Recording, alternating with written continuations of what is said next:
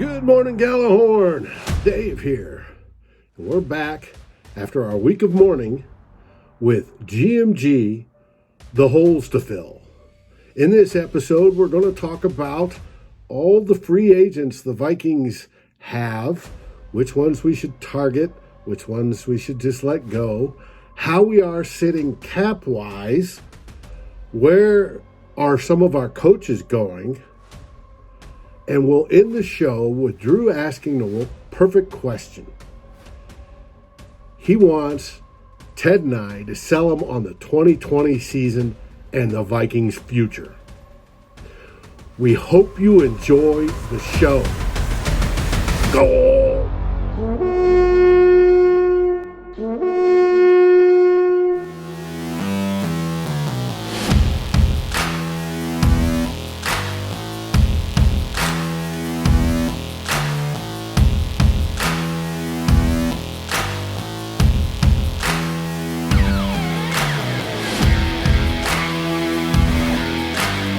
Good morning, Gjallarhorn.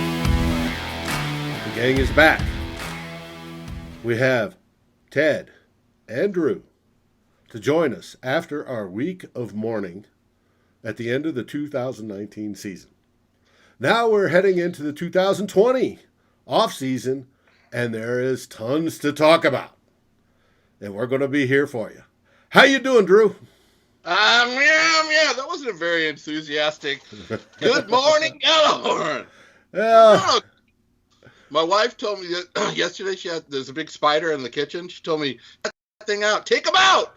So I grabbed the spider and we went out and we had dinner and we had some drinks. Pretty good guy, pretty good. The spiders are pretty. You know what he does for a living?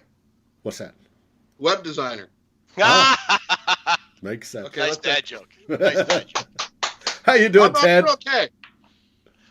Doing okay. Hey, Drew, is that a Corey Stringer jersey you were wearing? Yes, sir. Thought I'd go Corey Stringer today. I have a question. Yeah. What school did Corey Stringer attend? You know, I wanted to go over some of these things early on in the offseason. He's the greatest offensive lineman besides Orlando Pace ever to play for Ohio State University. And maybe Kirk Loudermilk. Yeah, he's top 5 definitely, yes. Dude. I'd have to look at some of the lists. How about Drew knowing some Buckeye knowledge, huh? If I had a hat, I'd be tipping my cap to your knowledge. And when the season ends, I go Big K for a month. Yeah, but is that because they keep beating Michigan every year? They beat Michigan this year? Yeah. What about Shea Patterson at the Reese's Senior Bowl today? I saw him on TV, and my wife saw, no! I saw a thing, and I didn't want to put poor salt in the wound, but on Twitter, there's a bunch of guys I follow that are at the Senior Bowl, and one guy said something about Patterson that he had no arm strength, he couldn't put any zip on the ball throwing into the wind, and at the end of his tweet, he said, I'm not even sure if he's draftable at this point. He's not. He won't get drafted. So... Which means the Vikings will take him. He won't be a threat to Kirk Cousins. No, the season's over, guys. Anyways, fell apart in Santa Clara. It didn't end the way we wanted it to. There's a lot of unanswered questions going into this season coming up. Which leads me to a little exercise I have planned. Okay, good. All right. Okay, go ahead.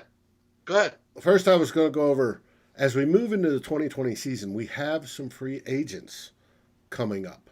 We're not technically at the end of the 2019 NFL season. People don't get released quite yet. But once they do, we have Sean Mannion as the backup quarterback, will be a free agent. We have Amir Abdullah, running back. We have C.J. Ham, our Pro Bowl, second invite. Pro Bowl. Fullback. Come on. I got an email saying I was going to be to the Pro Bowl roster. Yeah, well, I wouldn't doubt it. Stop. What's with David Stefano and his Pro Bowl? We have Laquan Treadwell will be a free agent again. Christ, he didn't make the fucking Pro Bowl. After we cut him last year and then signed him for veteran minimums.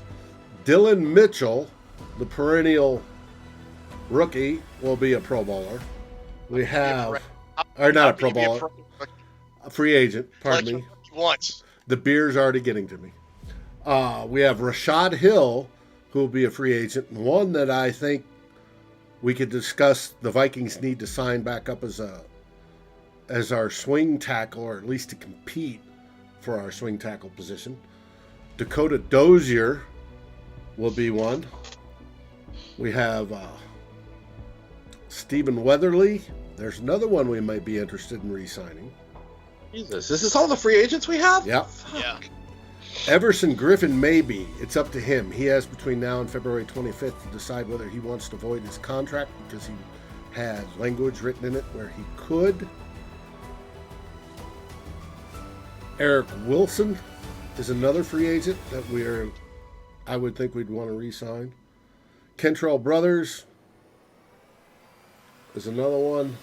Who isn't a free agent? Is that a shorter list? No. We have Mac Alexander, our starting nickel cornerback. He wants to go try the market out. He's gone. He wants to see what the market will pay him. You are 100% correct, Drew. We have Trae Waynes, who we've talked about for the entire season. We have Marcus Sherrills.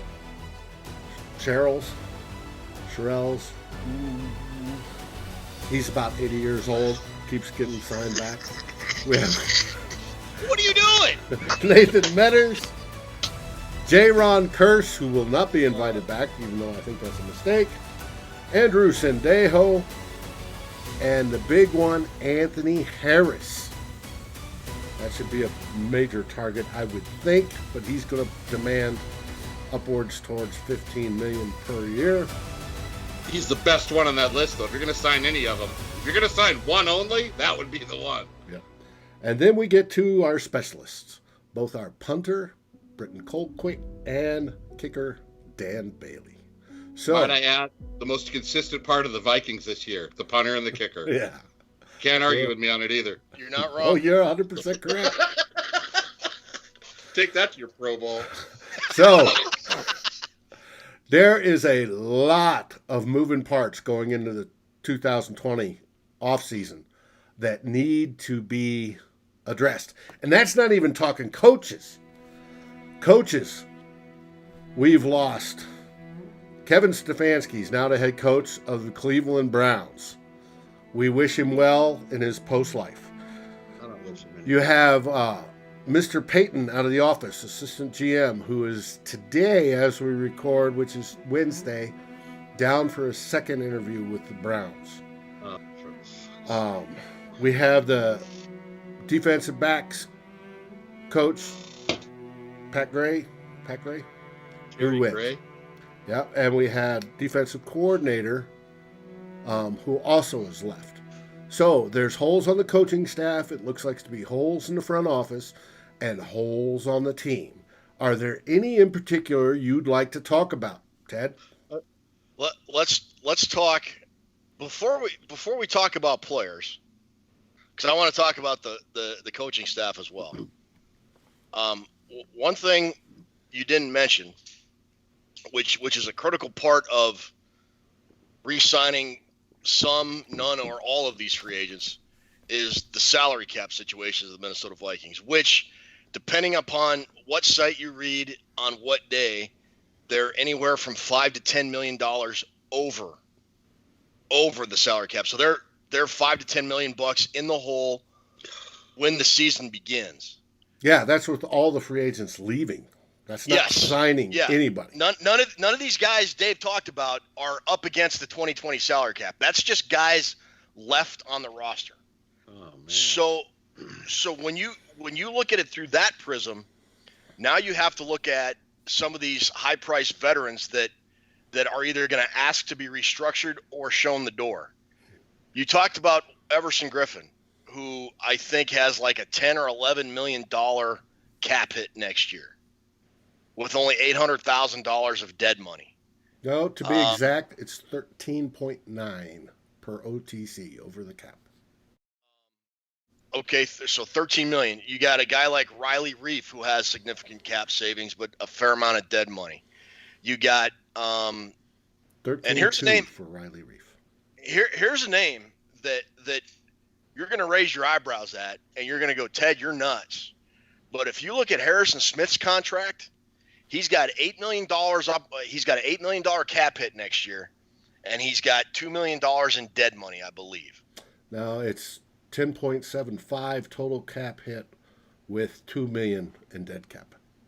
Okay, so That's the numbers I'm looking at from over. Yeah, I think they could save $8 million. Either way, there's a lot of money to be recouped from a Harrison Smith contract. Harrison Smith is either 31 or 32. Mm-hmm.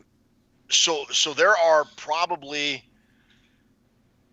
5 or 6 guys, and the only one on offense that really is a significant player right now is Riley Reef. You could talk maybe Pat Elflein. He could save $1 million off the cap.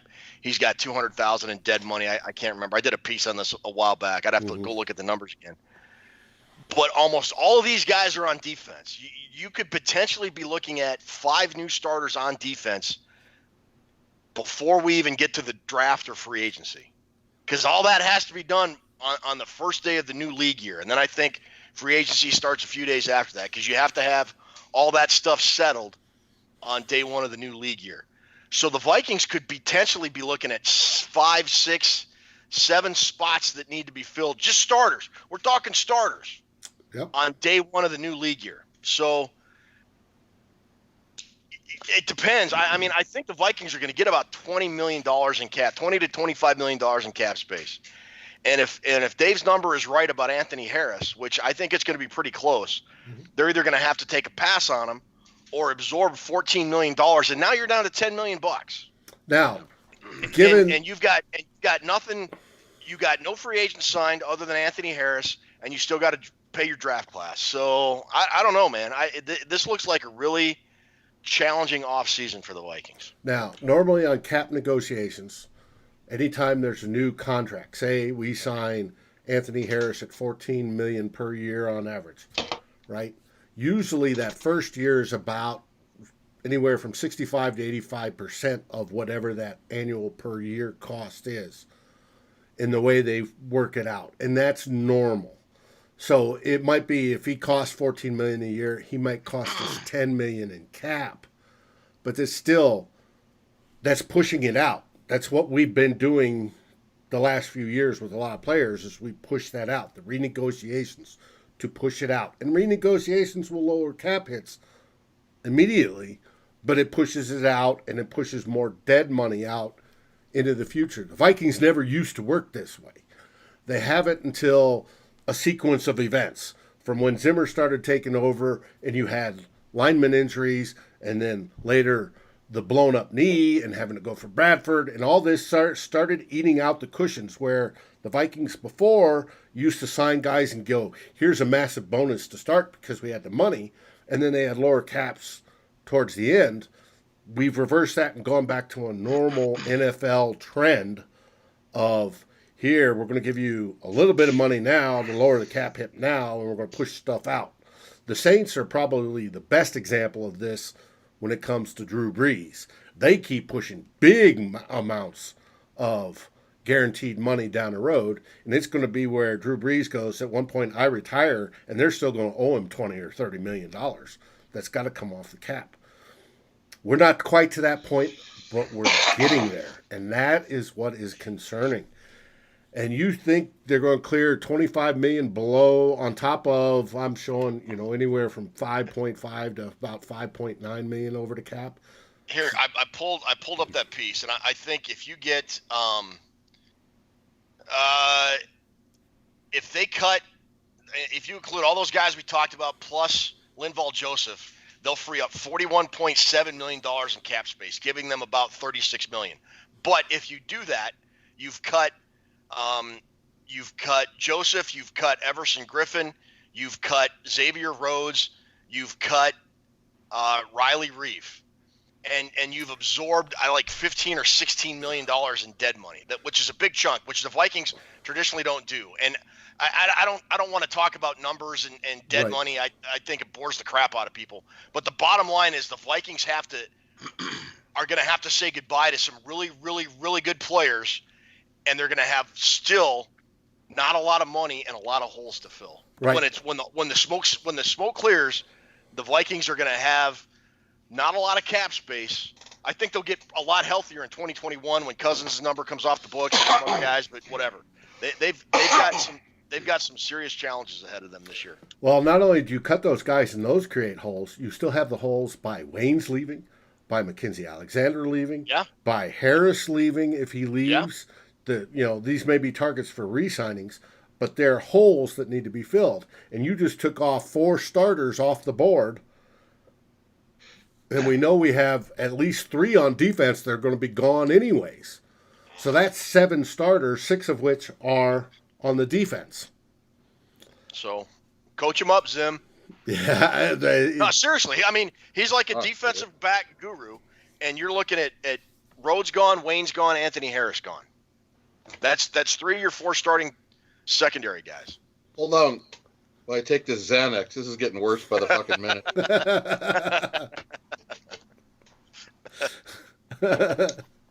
Damn. And that doesn't even talk about really an eye-opener, really, really good stuff. I mean, as much as it's depressing, it's good. I mean, when Zimmer got here in 2014, he was gung-ho to get this defense, gung-ho. I'm going to get this defense turned around, which he did. Draft a lot of good players. Oh, yeah. But when somebody asked me to go on tour when I was 25, I was gung-ho, ready to rock and roll. And I look back now, I couldn't do that now. Does he have the gas to do it all over again? That's a good question. Zimmer to like rebuild the defense? Right, because when you get here, when you first start the job in 2014, I'm the head coach and put my new hat on, and he went feet first into it, and he built a damn good defense. It's not only was good first couple of years, it's been consistent since he's been here. He's had a good defense. Yeah, it's been top 10. Built and maintained a great defense. Does he have the fire to jump back in there and do it again? Because I agree with everything Ted's saying. This isn't losing a couple guys and replacing them with a free agent here or there. This is a makeover on defense. Does he have the power to do it? I think it all depends. Who was it, Parcells or maybe John Madden said, the better the players you have, the better the coach you are. Boom. Boom. It's a good question. I mean, and all these guys we've talked about, I mean, Joseph, he brought in 2014, Everson Griffin, he got signed to that big contract extension. Xavier Rhodes, he turned into a really good player, Pro Bowl player. I mean, these are Zim's guys, and he's been very reluctant to have to say goodbye to any of them. I mean, the Vikings went out of their way to re-sign Anthony Barr and redo Everson Griffin's contract. I don't know. I mean, I think he will have the fire and the desire to do it, but I don't know that when you look at the talent drain versus the amount of money they have to replace that talent drain, I don't know, man. I just think the defense is going to take a big step backwards next year. I do. I mean, there are guys there in the secondary. You could say Holton Hill and Mike Hughes, which is Mike a question mark with his broken vertebra. Could maybe take a step forward next year, but I mean, I don't know. I thought Weatherly might be a guy, but he's a free agent. I don't know, man. Here's the crossroads. Let me throw it back to you guys. Here's the crossroads where I think a GM and a head coach have to meet. This is where the rubber hits the road. When you're drafting in 2018 and 19 and 20, you're also drafting not only your blue chippers, you're drafting guys that are going to fill in after the next guy leaves. Hopefully, that's why you draft Jalen Holmes, Jaleel Johnson, Curse, Benji Gideon. That's what these guys are drafted for too, because everybody wears down.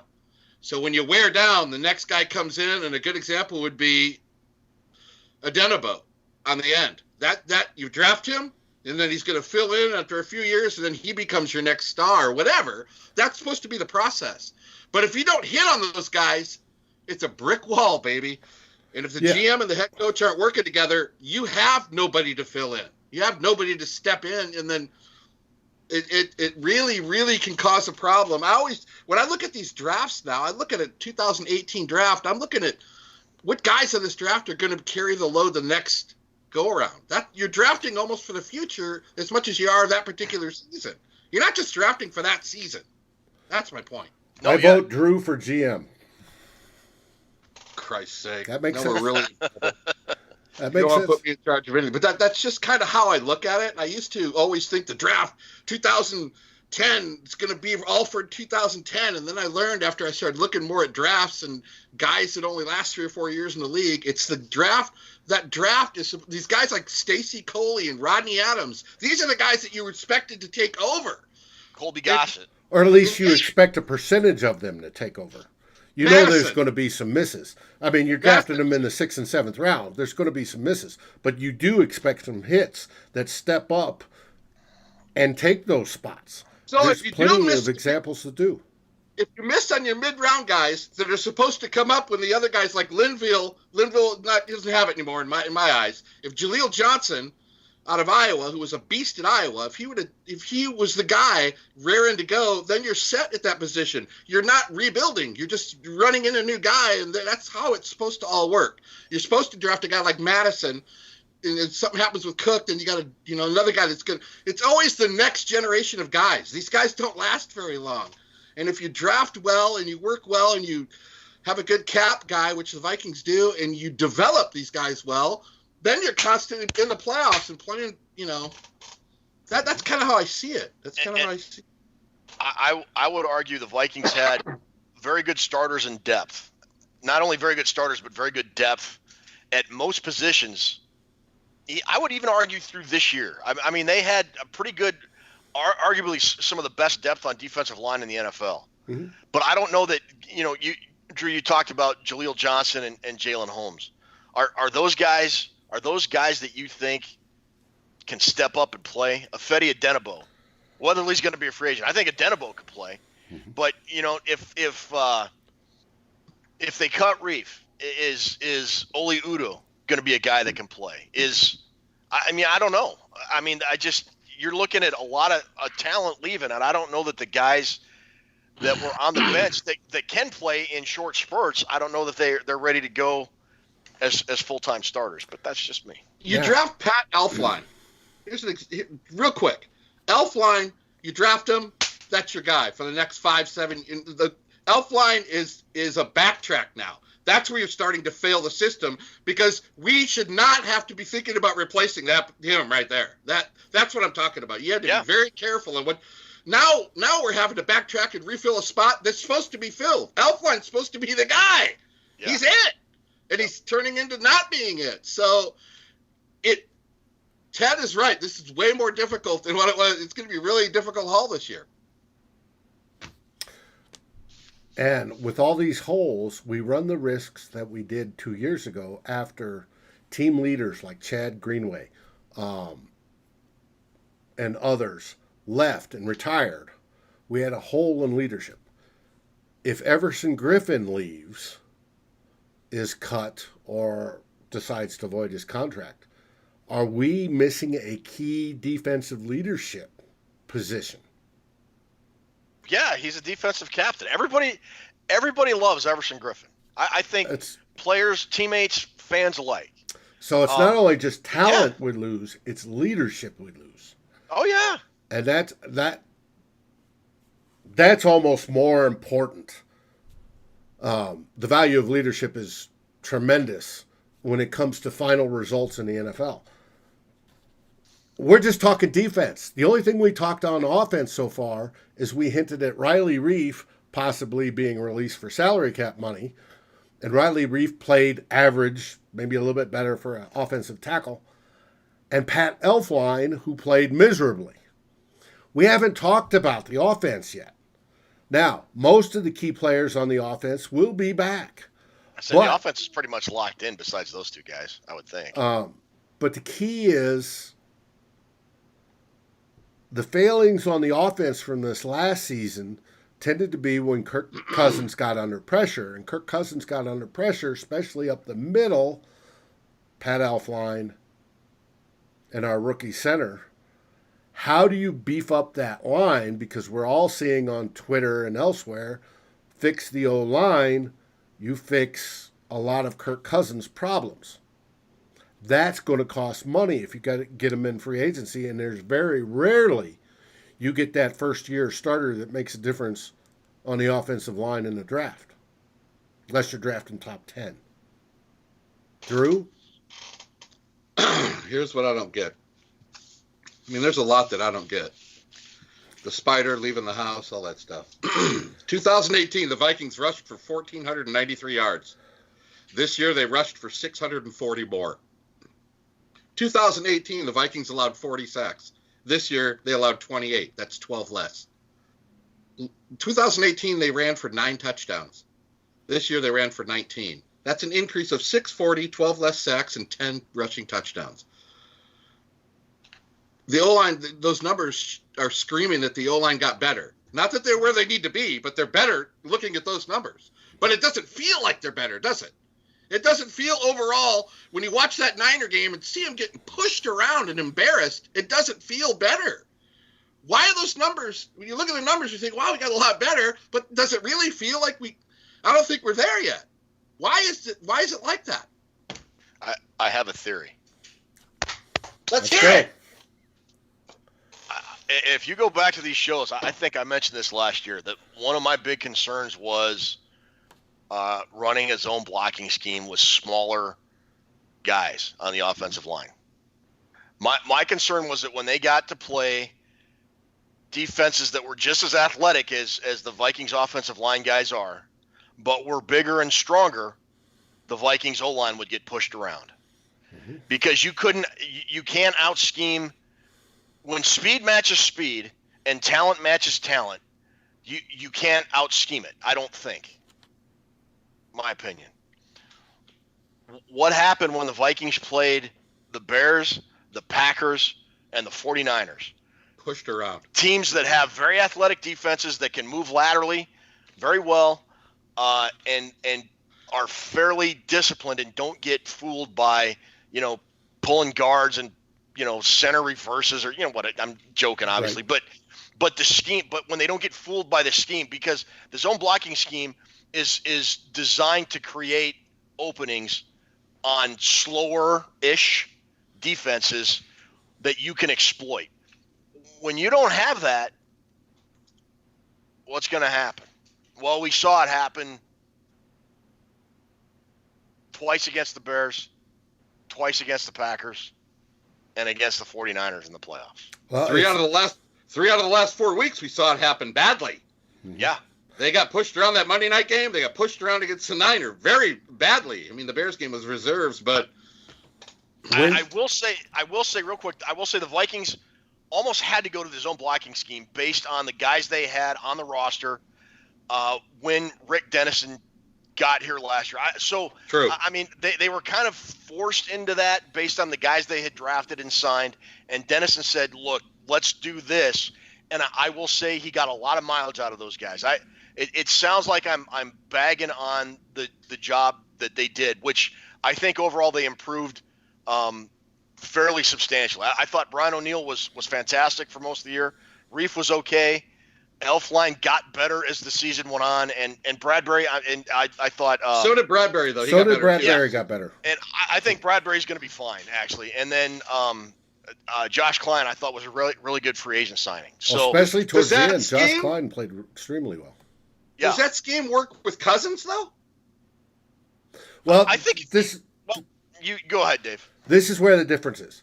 On a normal team, not a good defensive line team, but against a normal team, when things start to go bad, the offense can be schemed to help alleviate that by throwing quick screens or play action pass. But when you go against a good defensive line, they know how to defeat that. They have the skills to defeat that. They know how to come up and contain. They know how to come up and keep their responsibilities. And with that, they beat us. Then throw in 2 interior pressure guys that manhandle either Elflein or Bradbury, and it turns into disaster. And that's exactly what happened. It's just we're good enough with what we have, the scheme and everything else, to get to the playoffs. But once we get to the playoffs, we're playing teams that are at our level or better, and then they know how to defeat the tricks that we are using to defeat lesser teams.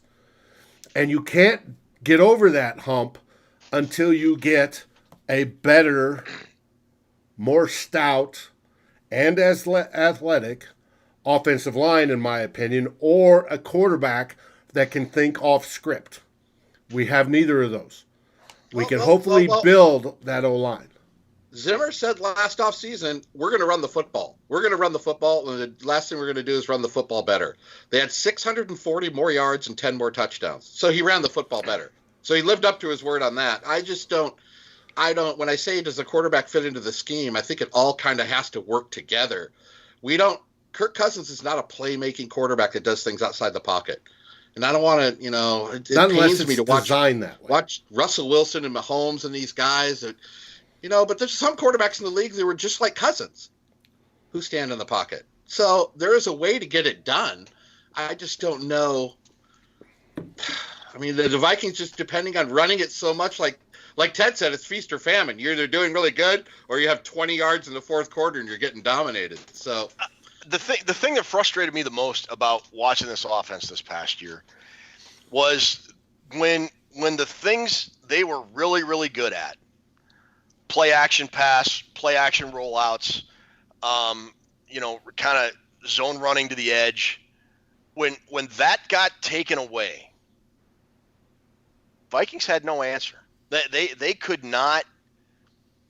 The only time I can remember them adjusting and figuring it out was that Denver game when they came out and went no huddle the entire second half and absolutely rolled up Denver. But I'm not sure if that's coaching. I'm not sure if that's the scheme. I'm not sure if that is what. But it's something that was alarming because we saw it happen every single time the Vikings lost. It was because the play action rollout was taken away and the ability to run the ball between the tackles for 4 and 5 yards at a chunk were both taken away. And the Vikings never figured it out all year. No way to overcome it. There was none.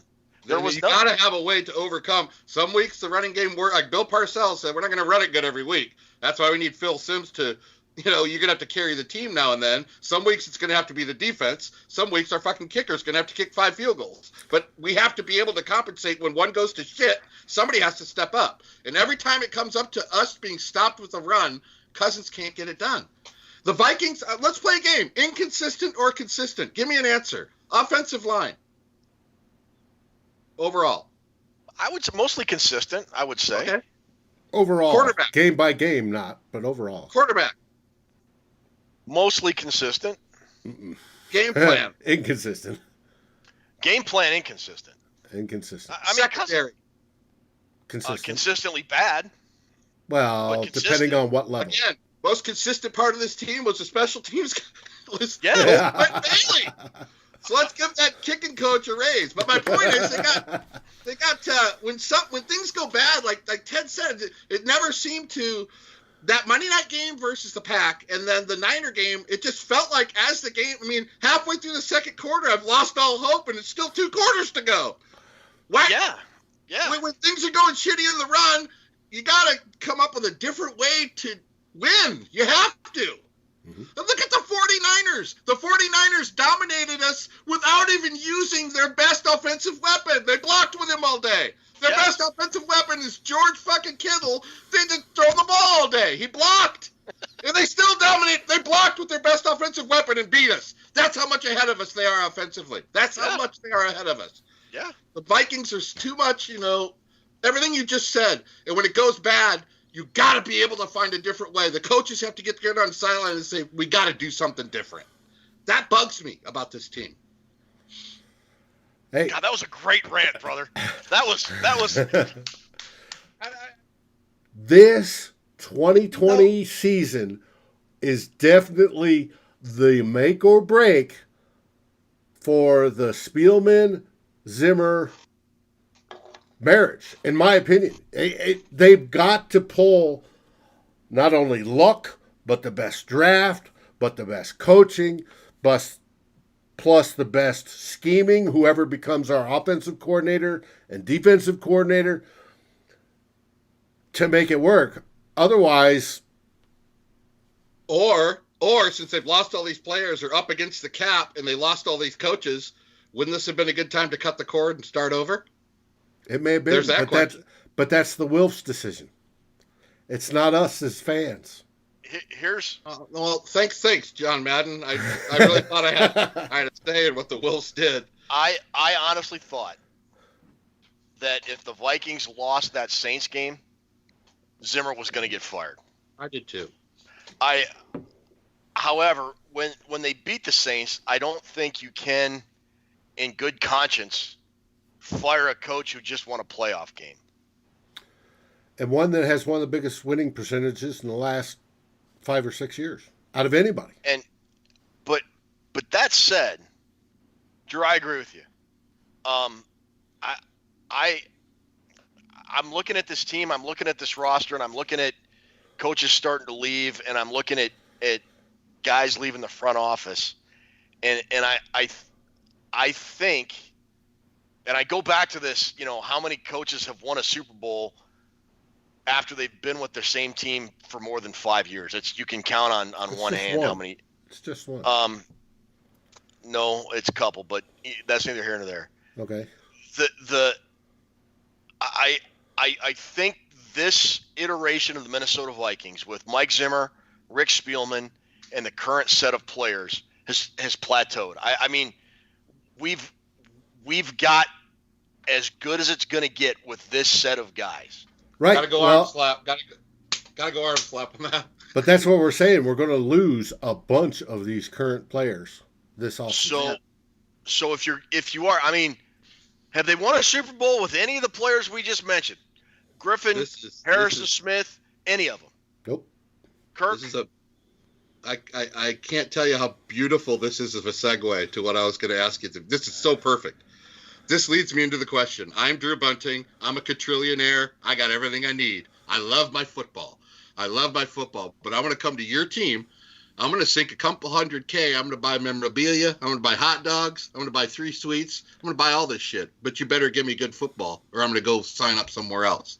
So sell me the 2020 Minnesota Vikings. Both of you guys. Sell the team to me to say, Drew, come spend your money here, Mr. Mogul. Come spend your chicken out of your wallet with us. Because, go ahead, sell me the Minnesota Vikings 2020. Dave, you can kick it off.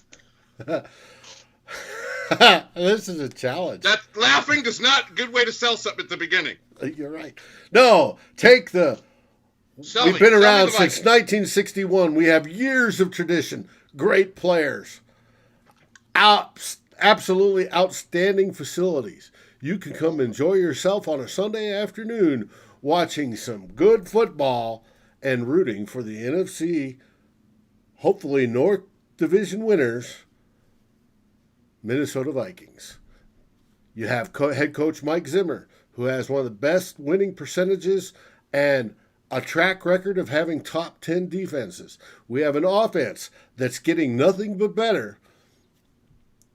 Come see us. I'm taking notes, too. I'm writing this shit down, so I want to see who sells it to me. That's it? That's what you got? That's what I got. Okay. I give you a free bar while you're there in your suite. $200,000. Did I mention that's what I'm going to drop my first year? Hey, that's free bar and food in the suite. Okay, we got tradition. We got head coach Zimmer, top 10 defense.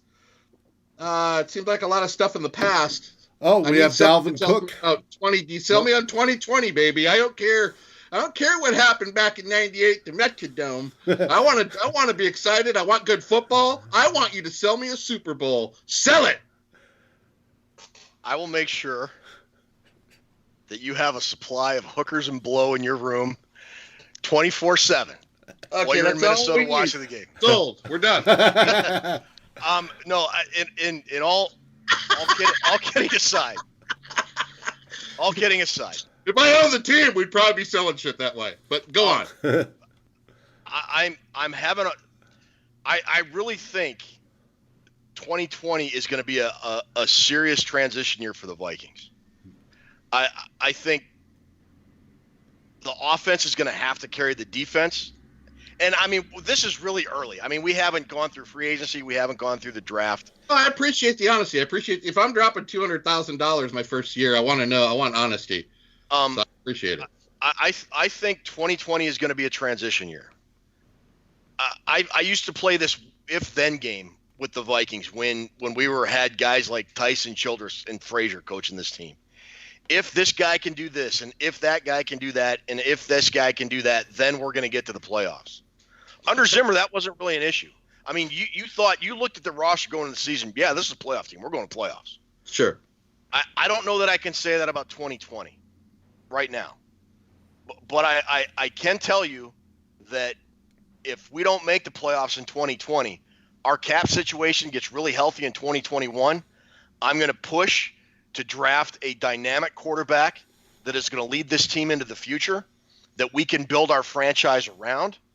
And by 2021 and 2022 and on, we are going to be a championship caliber team if this plan is done right. So if you spend your money with me in 2020, Mr. Bunning, I can't promise you a Super Bowl. What I can promise you, we're gonna try and get the best young talent in the NFL on the field to get to where we need to go, because nobody wants a Super Bowl more than Minnesota Vikings. That I can promise you. That is really well said. I'm buying the other from guy. Ted. By the way, the other guy's fired. He didn't. I'm buying from Ted. That is pretty. That actually got me pretty fired up. You know what? I'm gonna do it. I'll go ahead and put my money in tomorrow. And the first thing you mentioned, we'll go back and talk about that because that's going to be important. But I thought about this little exercise like 4 nights ago. I thought about like 11 o'clock. I started writing it down going, I'm going to ask the guys this, because what a better way to talk about 2020? Sell them to me. Sell me the fucking Vikings. Sell it, we're going to believe in it. We got to get it done. But it seems like to me it's a really tough mountain compared to last year. It does. It feels like all these coaches are leaving. We have no money, losing all these defensive players. It's like, now if Zimmer couldn't get it done before, how the fuck are him and Spielman going to get this shit done now? It's almost like it does feel transition-y. It's the biggest test of their careers, period. Yeah, I'd agree with that. With that, any last words there, Drew? And that was a marvelous question. I love it. Thanks. Every once in a while I do marvelous things. I don't have a challenge. I have a challenge flag today. I would like to start an NFL show, and I'm going to go live and ask you guys if you want to do it now, because I think we need to talk about NFL stuff besides Vikings. That's my challenge. Yeah. I'm in. Sure. Okay, cool. Cool. You won't be getting big paychecks like you're getting now, but I say meow meow, Mike and Cow. I am fired up on the draft, and I'm looking forward as we go along, get the combine and stuff, to do some draft shows with you guys and really discuss guys that we're not going to get that are going to shine for other teams. That's really what I'm looking forward to, because I really wanted Deebo Samuel as a Viking. I talked about him. I did 3 draft write-ups and said this is the best guy with the ball in his hands, and now he's playing in the Super Bowl. Son of a bitch. Ted, any last words? It's draft time, baby. We'll see you in Vegas. In Vegas, baby! Hey. Vegas, Ted. You got to fly your ass out here and pick up Dave. We'll meet in Vegas, and we'll ride around in those fucking boats out in the middle of the bay that they're going to use. Yeah. Come on, man. We got 4 months to plan it. I got a daughter and grandson that live out there now. It could be very doable. Hey, I got a nephew. I'm willing to drive that far. Oh, man. Imagine that. Live show from Vegas. From Vegas? Yeah, that would be cool. Hey. Let's get Gates out there. We got to have Eddie Van Halen, too. For those that are interested, on today's show, Ernie. I'm drinking a Melvin 2x4 IPA, 9.9% ABV. Absolutely wonderful. If you like your IPAs, like me, out west, and not Ted Glover, who likes his frou-frou coffee. What about my new pumpkin spice lagers? I don't drink. That's a great jersey. I don't drink pumpkin spice. I drink amber ale. That's a great jersey. That is a great jersey. From Mitchell and Ness, it's a stitched Paul Krause jersey. That is the greatest safety who ever played. Period. Period. Yeah. I'm glad Stefanski's gone. I don't know why you call that a big loss. What's so fucking special about his play calling? 7 first downs. In 2 different games. 2 different games he had 7 first downs. Well, I hope you guys are ready to welcome the Kubiak, Zimmer and Zimmer law firm as your coaching and coordinators next year. It could be. We'll talk about that next week. Yeah, we'll talk about that next show. Yeah, I noticed you didn't throw that in your sales pitch, did you? We'll talk about that next week. Skol, everybody!